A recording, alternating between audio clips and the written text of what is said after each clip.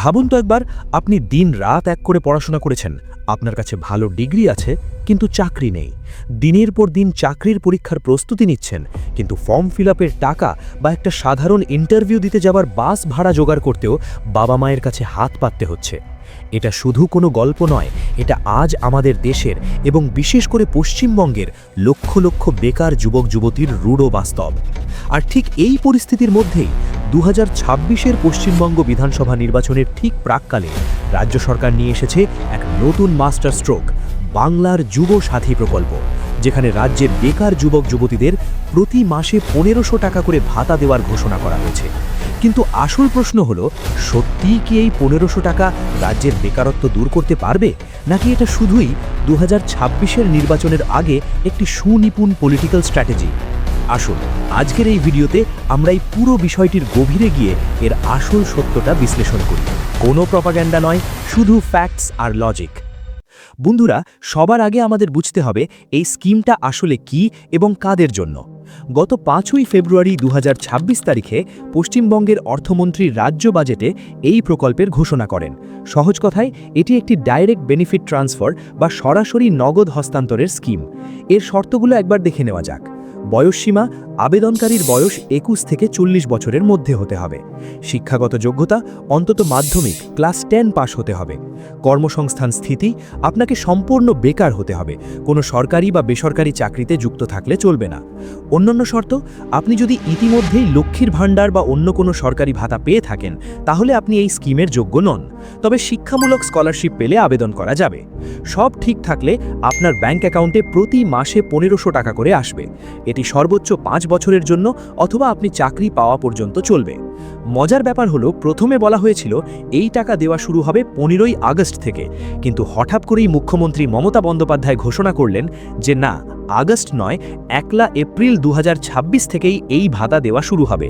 আর এর জন্যই ফেব্রুয়ারির 15 থেকে 26 তারিখ পর্যন্ত সমস্ত বিধানসভা কেন্দ্রে ক্যাম্প করে ফর্ম ফিল আপ চলছে। Over 2 lakh sign up for 1500 rupees monthly allowance. এখন আমরা যদি এর পজিটিভ দিক বা সুবিধার কথা বলি, তাহলে ডেটা আর গ্রাউন্ড রিয়ালিটি দেখতে হবে। দেখুন, একজন বেকার ছাত্রছাত্রীর কাছে মাসে 1500 টাকা হয়তো খুব বিশাল কোনো অঙ্ক নয়, কিন্তু একে ফেলে দেওয়ার মতোও নয়। বিভিন্ন নিউজ পোর্টালে ইন্টারভিউ দেওয়া সাধারণ ছাত্রছাত্রীদের কথা শুনলে ব্যাপারটা পরিষ্কার হয়। যেমন এক স্নাতকোত্তর বা পোস্ট গ্র্যাজুয়েট ছাত্রী বলেছেন, 1500 টাকায় হয়তো সংসার চলবে না, কিন্তু চাকরির পরীক্ষার ফর্ম ফিল আপ বা ইন্টারভিউ দিতে যাওয়ার খরচটা অন্তত হয়ে যাবে। হাত খরচের জন্য আর বাবা মায়ের মুখের দিকে তাকিয়ে থাকতে হবে না। অর্থাৎ এই স্কিমটি সাময়িকভাবে একটা সেফটি নেট বা অর্থনৈতিক কুশন হিসেবে কাজ করছে। বেকারত্বের তীব্র মানসিক চাপের মধ্যে অন্তত কিছুটা পকেট মানি হিসেবে এই টাকা যুব সমাজকে সাহায্য করবে। কিন্তু বন্ধুরা, মুদ্রার তো সবসময়ই দুটো দিক থাকে। এবার আসুন এর অন্য দিকটা বিশ্লেষণ করা যাক। সবচেয়ে বড় প্রশ্ন, এটা কি রোগের আসল চিকিৎসা নাকি শুধু সাময়িক পেন কিলার? বিরোধী দলগুলো, বিশেষ করে বিজেপি, এই প্রকল্পের কড়া সমালোচনা করেছে। তাদের যুক্তিগুলো একেবারেই উড়িয়ে দেওয়ার মতো নয়। বিরোধীদের মতে, রাজ্য সরকার গত 1.5 দশকে পর্যাপ্ত শিল্প বা কর্মসংস্থান তৈরি করতে ব্যর্থ হয়েছে। তাই নির্বাচনের ঠিক আগে যুবকদের ক্ষোভ সামলাতে এই 1500 টাকার ডোল বা খয়রাতি দেওয়া হচ্ছে। আপনাদের কি মনে আছে 2013 সালে যুবশ্রী নামে এরকমই একটি প্রকল্প শুরু হয়েছিল? বিরোধী দলনেতা শুভেন্দু অধিকারী এই প্রশ্নটিই তুলেছেন যে আগের প্রকল্পগুলোর ফান্ডের অভাব দেখা গিয়েছিল, তাহলে এই নতুন যুব সাথীর ক্ষেত্রে টাকার যোগান দীর্ঘমেয়াদে কোথা থেকে আসবে? অর্থনীতিবিদদের মতে রাজ্য বাজেটে এর জন্য 5000 কোটি টাকা বরাদ্দ করা হয়েছে। অর্থনীতিবিদদের মতে ডাইরেক্ট ক্যাশ ট্রান্সফার ভালো, কিন্তু সেটা যদি নতুন চাকরি বা মূলধনী বিনিয়োগের বিকল্প হিসেবে ব্যবহার করা হয়, তাহলে সেটা রাজ্যের অর্থনীতির জন্য ক্ষতিকর হতে পারে। 1500 টাকা দিয়ে হয়তো আপনার ইন্টারভিউয়ের বাস ভাড়া হবে, কিন্তু যুব সমাজের আসল দরকার তো একটা পার্মানেন্ট চাকরি, তাই না? এবার একটু গভীরে গিয়ে একটা সাধারণ অঙ্ক কষা যাক। রাজ্য সরকার এই প্রকল্পের জন্য বছরে প্রায় 5000 কোটি টাকা বরাদ্দ করেছে। অঙ্কটা কিন্তু ছোট নয়। এবার একটু লজিক্যালি ভাবুন, এই বিপুল পরিমাণ টাকা যদি শুধু নগদ ভাতা হিসেবে না দিয়ে রাজ্যের পরিকাঠামো বা স্কিল ডেভেলপমেন্টে বিনিয়োগ করা হতো, তাহলে কি হতো? ইংরেজিতে একটা খুব সুন্দর প্রবাদ আছে, give a man a fish and you feed him for a day, teach a man to fish and you feed him for a life time. মানে কাউকে একটা মাছ দিলে সে একবেলা খাবে, কিন্তু তাকে মাছ ধরা শিখিয়ে দিলে সে সারা জীবন খাবে।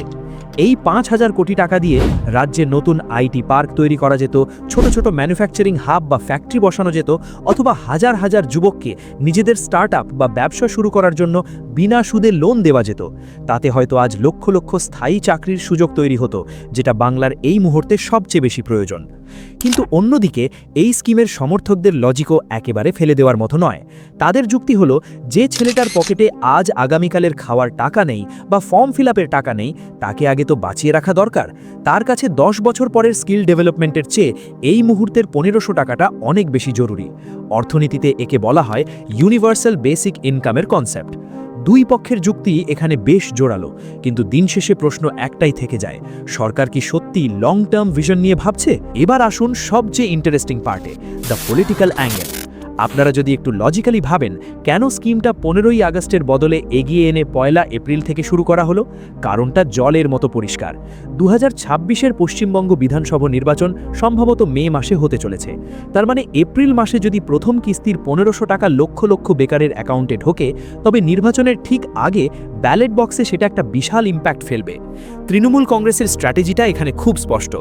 মহিলা ভোট ব্যাংক, লক্ষ্মীর ভাণ্ডার প্রকল্পের মাধ্যমে তারা আগেই রাজ্যের মহিলা ভোট ব্যাংক মজবুত করেছে, যা এবছর আরও 500 টাকা বাড়ানো হয়েছে।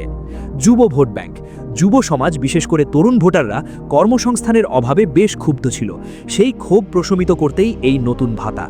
পলিটিক্যাল এক্সপার্টদের মতে বিরোধীদের চাকরি নেই ইস্যুটিকে ভোটা করে দিতেই সরকারের এই সুচিন্তিত পদক্ষেপ। তাহলে বন্ধুরা, পুরো ব্যাপারটা থেকে আমরা কি বুঝতে পারলাম? একদিকে এই 1500 টাকা সত্যিই কিছু গরিব এবং বেকার ছাত্রছাত্রীর দৈনন্দিন জীবনের ছোটখাটো খরচে সাহায্য করবে, তাদের কিছুটা আত্মনির্ভর করবে, এটা অস্বীকার করার কোনো উপায় নেই। কিন্তু অন্যদিকে রাজ্যের দীর্ঘমেয়াদী উন্নয়ন, নতুন শিল্পের আগমন এবং স্থায়ী কর্মসংস্থান তৈরি করা, এই মূল সমস্যাগুলোর সমাধান এই 1500 টাকা দিতে পারবে না। নির্বাচন জেতার জন্য এই স্কিম হয়তো দারুণ কাজ করবে, কিন্তু যুব সমাজের ভবিষ্যৎ সুরক্ষিত করতে হলে সরকারকে একটি শক্তিশালী চাকরির বাজার তৈরি করতে হবে। আপনাদের কি মতামত এই বাংলার যুবসাথী প্রকল্প নিয়ে? আপনারা কি মনে করেন এটা বেকারত্ব ঘোচানোর একটা সঠিক পদক্ষেপ, নাকি পুরোটাই 2026-এর ইলেকশন জেতার স্ট্র্যাটেজি? নিচে কমেন্ট করে অবশ্যই জানাবেন, আমি আপনাদের লজিক্যাল মতামত পড়তে চাই। ভিডিওটা ইনফরমেটিভ মনে হলে অবশ্যই লাইক করবেন এবং বন্ধুদের সাথে শেয়ার করবেন, যাতে সবাই আসল ফ্যাক্টস জানতে পারে।